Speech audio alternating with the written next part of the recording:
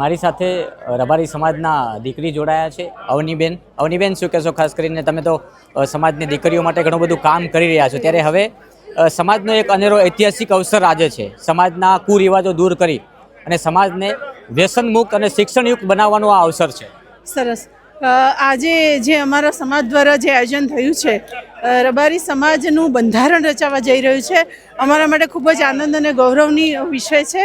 અને જ્યારે આજે અમે બધા, એમાં ખાસ કરીને અમારી રબારી સમાજની મહિલાઓ આવી છે, ત્યારે જે સમાજમાં ચાલતા કુરિવાજો છે એ કુરિવાજો ઉપર પાબંદી તેમજ દેખાદેખી વધારાનો ખર્ચ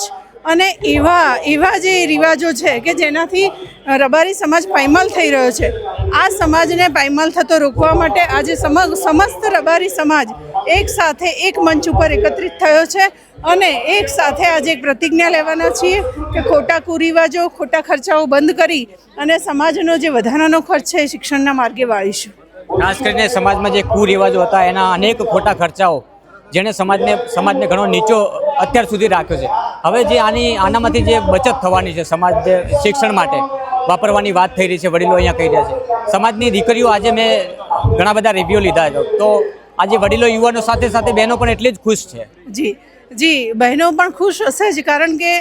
જે અત્યારે સમાજમાં ચાલી રહ્યું છે કે વધારાના ખર્ચાઓ, એટલે કે માની લો કે કોઈ દીકરી છે તો દીકરીને પરણાવી હોય તો એક બાપને પણ એટલો જ બોજો હોય છે, જ્યારે સામે દીકરીને આપવાની હોય છે તો સામેના ઘરના દીકરાને પણ વહુ લાવવા માટે ખૂબ જ ખર્ચો કરવો પડતો હોય છે. જેમ કે સોનાના દાગીના, અમારા સમાજમાં સૌથી મોટું જો દૂષણ હોય તો સોનાના દાગીના અને રૂપિયા. તો દીકરીના રૂપિયા લેવાતા અને સોનાના દાગીના જેવા કુરિવાજો હતા, તો એ કુરિવાજો જો સમાપ્ત થશે, સાથે સાથે સાટા પેટા પદ્ધતિ પણ જો સમાપ્ત થશે, તો હું માનું છું કે બહેનો માટે ખૂબ જ આનંદનો વિષય છે અને મહિલાઓનું, અમારી સમાજની મહિલાઓનું સશક્તિકરણ ચોક્કસ થશે. કેવી રીતે જુઓ છો સમાજના ભવિષ્યને આજ પછી? હું એવું માનું છું કે આજે એક ઐતિહાસિક નિર્ણય થવા જઈ રહ્યો છે અને આ ઐતિહાસિક નિર્ણયના પરિણામે હું એવું ચોક્કસ માનું છું કે અમારા સમાજનું જે શૈક્ષણિક સ્તર છે એ ચોક્કસ ઊંચું આવશે અને સમાજની અંદર જે પણ કુરિવાજો જે હતા એમાંથી મુક્તિ મેળવી અને સમાજ આર્થિક રીતે ઉન્નતિના પંથે ચોક્કસ જશે એવું મારું માનવું છે. સમાજને કેટલો ફાયદો? સમાજને સાહેબ હું એવું માનું છું કે આર્થિક રીતે તો ચોક્કસ ફાયદો થવાનો જ છે, કારણ કે સમાજના જે કુરિવાજોના કારણે, જે દેખાદેખીના કારણે, જે ખોટા લગ્નમાં ખર્ચા,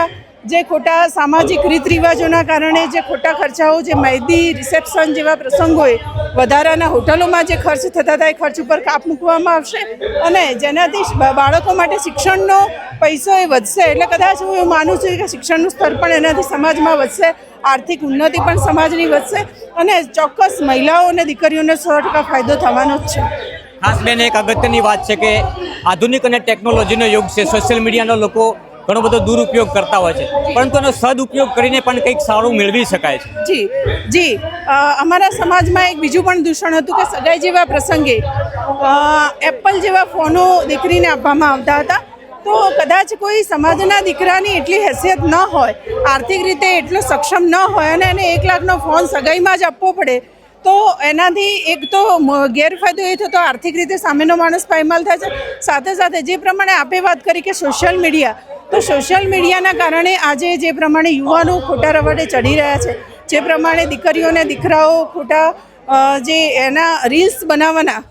જે ખોટા રવાડે ચડી અને પોતાના સમયનો બરબાદી કરી રહ્યા છે, પોતાના શિક્ષણની બરબાદી કરી રહ્યા છે, એમાંથી પણ આજે એક પ્રતિજ્ઞા એ પણ લેવા જઈ રહ્યા છીએ. તો મોબાઈલનો ઉપયોગ થશે પણ દુરુપયોગ નહીં થાય એવી પણ એક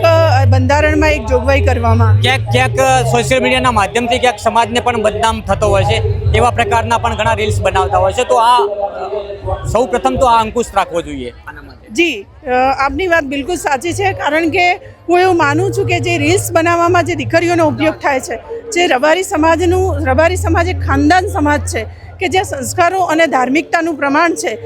રબારીના લોહીમાં ખાનદાની છે, રજવાડી લોહી છે, પરંતુ ક્યાંક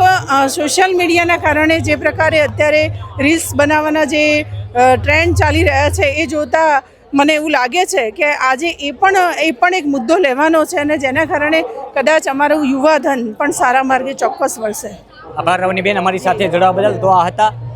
અવનીબેન હાલ કે જેમણે આપણી સાથે સમાજના ભવિષ્યની ચિંતા કરી, સમાજના દીકરીઓની ચિંતા કરી, સમાજ જ્યારે રૂઢિચુસ્ત રિવાજોથી તિલાંજલિ આપીને એક નવો ઇતિહાસ બનાવવા જઈ રહ્યું છે, ત્યારે સમાજના